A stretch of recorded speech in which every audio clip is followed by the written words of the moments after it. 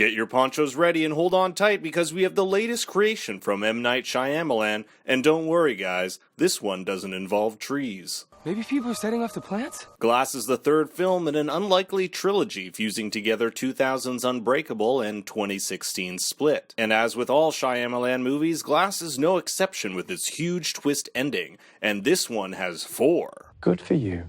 So if you don't want to be spoiled, take the next train because we're going to get right into it and pinpoint some of the Unbreakable and Split references along the way. Set shortly after the events of 2016's Split, James McAvoy's character, or should I say characters, are still on the loose. Having escaped authorities at the end of Split, he has continued his obsession with abducting young women who he needs to sacrifice to the Beast, a brutal personality he created to mask the pain of a father who seemingly abandoned him, leaving him with his abusive mother. When he abducts a group of cheerleaders, he once again explains that the Beast must kill those who have not suffered. That's why Casey, the main character in Split, was spared by him. He saw the scars and abuse she suffered at the hands of her uncle, and therefore was unfit to be one of the Beast's many victims. But these cheerleaders, on the other hand, are fair game. Meanwhile, David Dunn, the Unbreakable, or as he's known in the Shyamalan universe, the Overseer, has started his own security company with his son Joseph, and it's the same actor who played him 19 years ago in Unbreakable. Which is pretty cool. Not only that, but there was an entire deleted scene from Unbreakable that they used in this movie, so they didn't have to do any of that Robert Downey aging shit. So they've teamed up to search for the elusive Beast who's been tormenting the neighborhood, but are hot on the tails by the cops who want to put him in jail for his violent form of vigilante justice. In the scene where David asks his son if he can go for a walk, which is code word for search for the bad guy,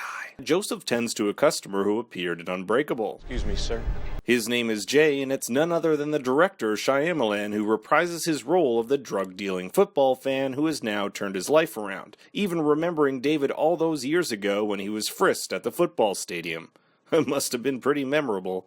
Ow. He's here to pick up a security camera after hearing one of his tenants was killed off-site. And his tenant? None other than Dr. Fletcher, who was viciously squeezed to death by the Beast in Split. David runs into Hedwig, one of the Beast's alter egos, and because of his ability to see a person's wrongdoings, is able to track down the cheerleaders to a nearby brick factory. A battle ensues whereby both men are caught by the authorities and sent to a psychiatric institute to be evaluated by Dr. Ellie Staple, who has apparently survived Bird Box. It's also interesting to note her last name, Staple, a tool used to fix and mend things, put them back together again, donned by a psychologist in a movie about glass and broken people. She explains to the men that she has 3 days to evaluate them, whereby at which time if she does not see them fit, they'll be sent to live the rest of their lives in a psychiatric institution. She's under the impression that they are all delusional, that their powers are simply figments of their imagination. And she's even able to sway both the Beast and David to think that they maybe are, in fact, crazy.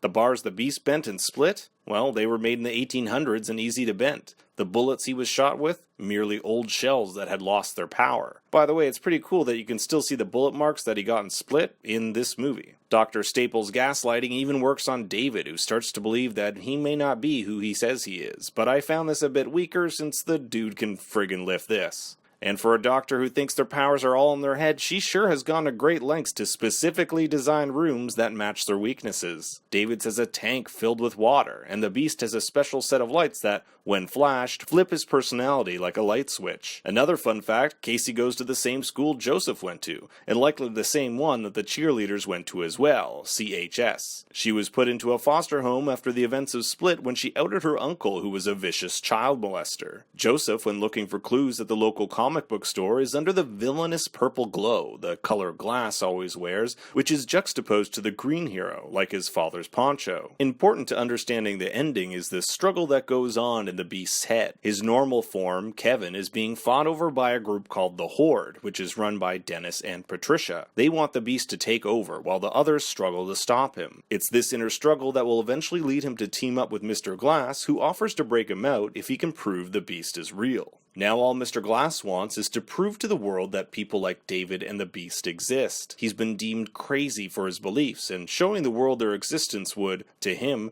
justify all the terrible things he's done in the past, like the train derailment or plane explosion. So he devises this crazy plan to have David and the Beast battle at Osaka Tower, the tallest building in the world, on its opening day for all the world to see. But when Joseph shows up and tells the Beast that his father, the one who mysteriously vanished on a train years ago, was killed in the same crash David survived, a crash that was caused by Mr. Glass, he takes out his anger and makes short work of the man with osteogenesis imperfecta. And yes, I had to look that up. How the Beast didn't know that when Joseph was able to easily figure it out with a quick Google search is beyond me, but he decides to travel anyway to Osaka Tower to show the world his powers before he's stopped by Casey, who is able to coax Kevin, his normal personality, out of him. Using this time of weakness where his body isn't immune to bullets, a team of special soldiers under the command of Dr. Staples fire and kill the Beast, where we have one of the most unique death scenes in which almost 8 or so of his characters get to say their last words.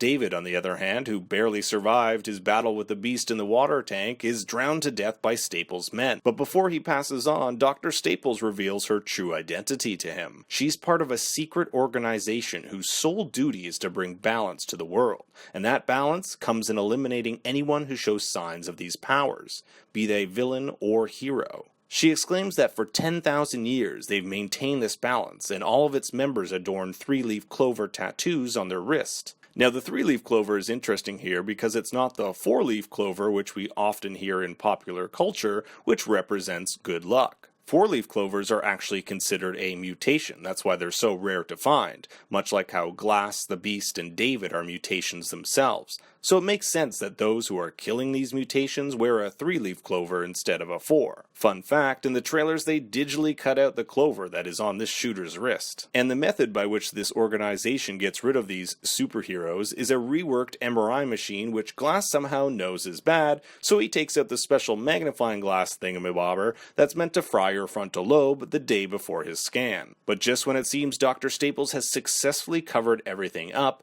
it wouldn't be a Shyamalan movie without a real twist ending. While at a comic shop, Dr. Staples overhears a comic nerd exclaiming that the real mastermind villain always has the hero and his victims in the palm of his hands. He sets them up for the real plan, and that's exactly what Mr. Glass has done. He sent the camera footage of the battle between David and the Beast, the camera footage that Dr. Staples thought she had deleted, to Joseph, Casey, and his mom so that it could be sent out to the world, proving the existence of these superheroes. If the world can see this, maybe others might come out of the woodwork, so the real revolution Dennis and Patricia mentioned can begin. And the film ends in the same train station where David honed his empath abilities as the news of the real mutants spreads across the world. What we're left with is a tragic ending, all of our characters dying to their own weaknesses, but in the end proving not only that they aren't delusional, but a brand new world awaits us, a world filled with possibilities. I hope you liked this video, guys. It's my first one where I don't actually have footage from the film because it's not out yet,